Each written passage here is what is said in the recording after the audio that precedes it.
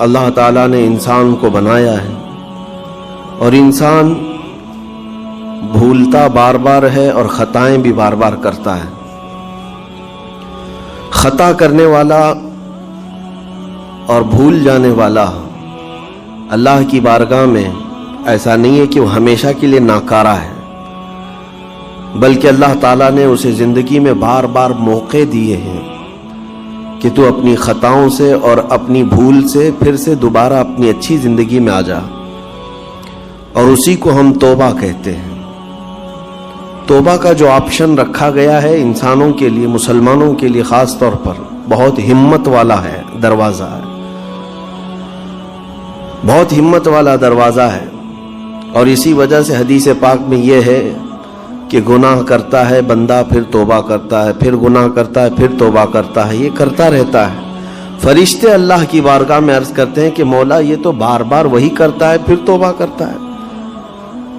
اگر ہمارے ساتھ کوئی غلطی ایک بار دو بار کر دے، تیسری بار تو ہم اسے چھوڑیں گے بھی نہیں۔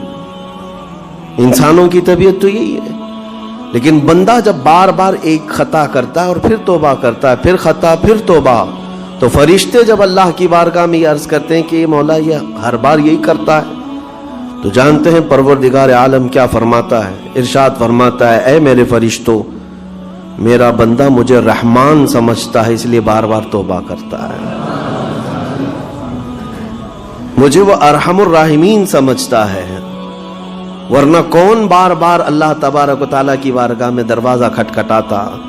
تو رب تبارک و تعالیٰ ارحم الراحمین ہے، یہ تصور ہر مسلمان کے ذہن میں ہے، اس کی وجہ سے وہ کبھی مایوس نہیں ہوتا۔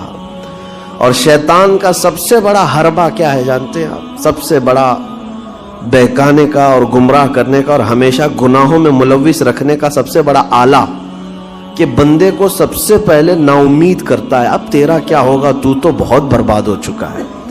یہ جو خیال شیطان ڈالتا ہے دل میں، اس کے بعد پھر وہ بندہ جری ہو جاتا ہے، اب میرے توبہ سے بھی کچھ ہونے والا نہیں ہے، جو جس طرح زندگی چل رہی چلنے دو، ارے 50 سال ہو گئے اب تک میں یہی کرتا رہا، اب کیا سدھروں۔ یہ جو خیالات ہے یہ شیطان ڈالتا ہے تاکہ اس کی کفر پر موت ہو جائے، تاکہ وہ ہمیشہ گناہوں کی موت مرے۔ نا امیدی جو ڈالتا ہے شیطان، اب میرے ساتھ کچھ ہونا نہیں ہے۔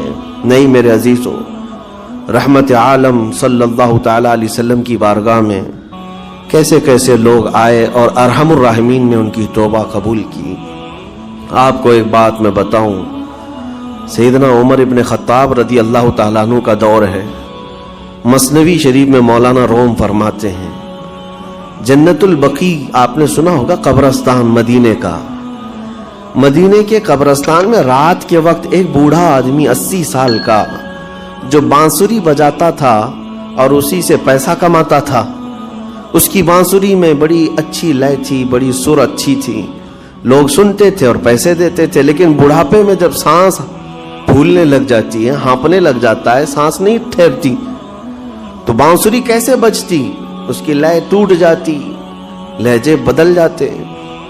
بوڑھا آدمی، اب اس کی بانسری سننے کو کوئی آتا نہیں تھا اور پیسے ملتے نہیں تھے، تھک ہار کر کے وہ آیا، رات کا وقت تھا، جنت البقیع قبرستان میں، 80 سال کی عمر کا ہو گیا ہے۔ اس نے بانسری توڑ دی، کہا زندگی بھر جس چیز سے میں کماتا تھا اب میری سانسوں نے جواب دے دیا، جسم پھولنے لگا ہے، سانس زیادہ آنے لگ گئی ہے، اب میرا کھانا پینا کیسا چلے گا؟ خیر ارحم الراحمین، ہوں تو تیرا ہی بندہ، میرے اہل و عیال نہیں، میرے رشتہ دار نہیں، مجھے اگر تو بھوکا مارنا ہے تو اسی قبرستان میں مار دے، یا اگر میری زندگی باقی ہے تو میرے رزق کا انتظام کر دے۔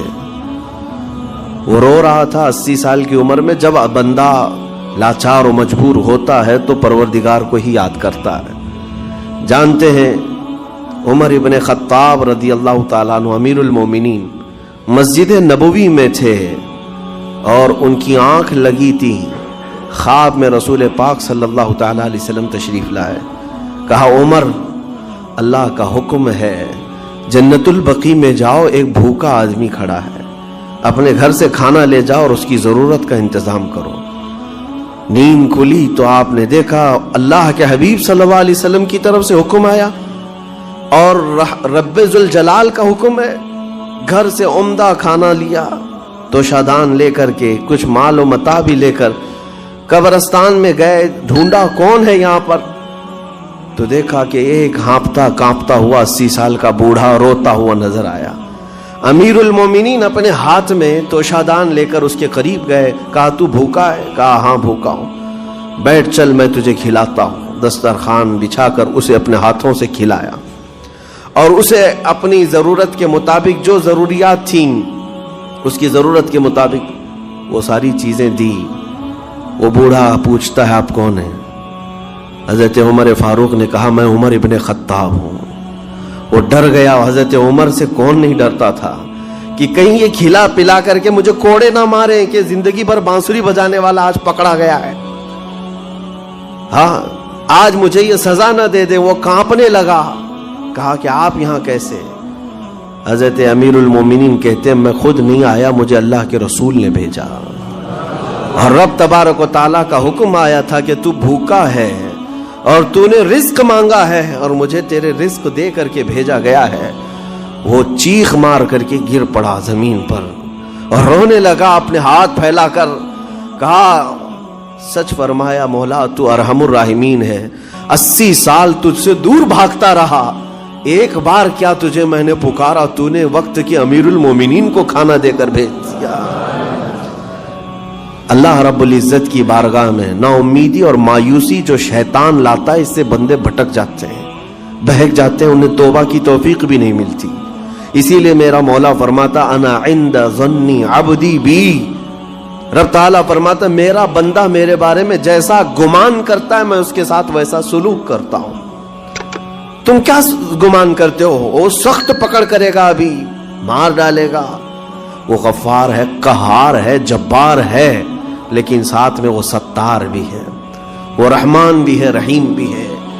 अगर रब तबारक व तआला हर चीज पर पकड़ करता तो हमारा तो जीना ही नहीं था। यहां पर इतने गुनाह हो चुके और वो रब ताला फरमाता वसिअत रहमती कुल्ल शै, मेरी रहमत ने हर चीज को घेर रखा है।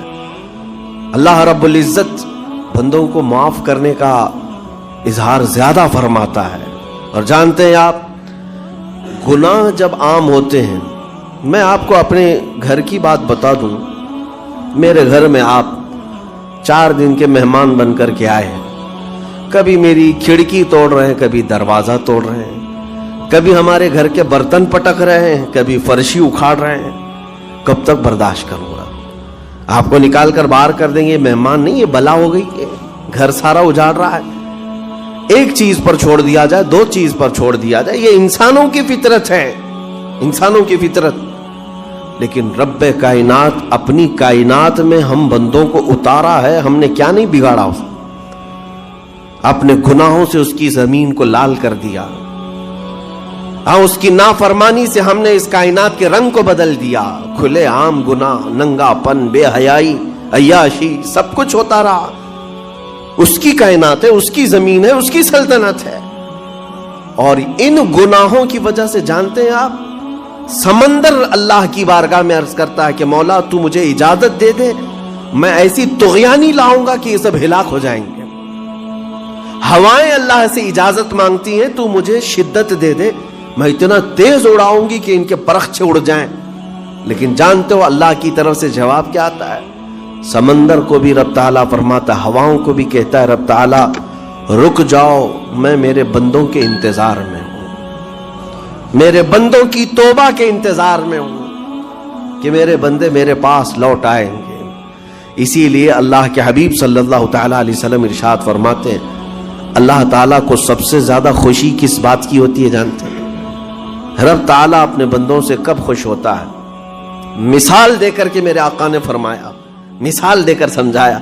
सहरा में, डेजर्ट में रेतीले मैदान होते हैं, उसका सफर बड़ा डेंजर होता है। आज भी डेजर्ट हैं बहुत सारे, सहारा डेजर्ट का नाम सुना होगा। हम गए 200-250 किलोमीटर तक आप चलते रहो गाड़ी, ना एक दरख्त नजर आता है, ना पहाड़ नजर आता है, ना घर नजर आता है, कुछ भी नहीं। इस तरफ मैदान रेत का और आसमान लगा हुआ दिखता है, इधर भी आसमान। तन्हा हम अकेले नजर आते रहते हैं। सहरा का जो सफर होता है बहुत कठिन होता है। नबी पाक सल्लल्लाहु ताला अलैहि वसल्लम मिसाल देते हुए इरशाद फरमाते, एक बंदा अपनी ऊंटनी लेकर उस पे साजो सामान लेकर खाने पीने का सहरा के सफर पर था, और सहरा में खाना पानी बहुत मिकदार में ली जाती है क्योंकि कुछ मिलता नहीं, और जल्द से जल्द वहां से सफर गुजार करके आना। एक बार अगर रास्ता भटक गया मौत हो जाती, वहां पे रास्ता मिलेगा नहीं। जिस तरफ भी जाओ तो लगेगा सीधा ही चल रहा हूं, डायरेक्शन ही नहीं पता होते सहरा में। हुजूर पाक सल्लल्लाहु अलैहि वसल्लम फरमाते हैं, एक बंदा सहरा के सफर में अपनी ऊंटनी के साथ साजो सामान लेकर सफर पर था। बीच रास्ते में उसे नींद आई, सोया। सो करके उठा तो देखा उसकी ऊंटनी साजो सामान के साथ गायब है। सहरा में, बीच सहरा में। अब जो सवारी थी वो गायब है, खाना पानी था वो गायब है, कुछ नहीं है साथ में। घबरा गया, परेशान हुआ, अपनी ऊंटनी को ढूंढता ढूंढता थक गया। कभी इधर कभी उधर, कभी इधर कभी उधर, हर जगह कहीं कोई निशान नजर ना आए। और जब सवारी नहीं है तो अब कई 100 किलोमीटर का बगैर खाने पीने के कैसे सफर करता। थक हार करके दूसरा दिन हो कि तीसरा दिन हो, एक जगह वो बंदा सो गया। फिर से सो गया, अब रास्ता भी नहीं मिलता। सोया तो नींद से उठा जब तो देखा उसकी ऊंटनी भी मौजूद है, उसका साजो सामान भी है। ये मिसाल है, ये मिसाल है। मेरे आका सल्लल्लाहु अलैहि वसल्लम सहाबा से अब पूछते हैं, ऐ मेरे सहाबा बताओ उस बंदे को जो सहरा में गुमशुदा ऊंटनी जिसकी मिल जाए उसे खुशी कितनी होगी। सहाबा कहते हैं, या रसूल अल्लाह उसकी तो जान में जान आ गई होगी, क्योंकि वो जानते थे सहरा का सफर क्या होता है। कहा सबसे ज्यादा उसे खुशी होगी कि उसका खोया हुआ सामान मिल गया, खोई हुई सवारी मिल गई। मेरे आका सल्लल्लाहु अलैहि वसल्लम फरमाते हैं, गुमशुदा ऊंटनी के मिलने पर जैसे उस मुसाफिर को खुशी हुई, उससे कई ज्यादा बढ़कर के रब ताला को उस वक्त खुशी होती है जब एक गुनहगार बंदा वापस तौबा करके उसकी बारगाह में आता है। रब ताला की बारगाह में जब बंदा पलट करके आता है, रब ताला फरिश्तों पर उस बंदे को दिखाकर रश्क करता है। इरशाद फरमाता है, मेरा बंदा मेरे पास आ गया, मेरा बंदा मेरे पास।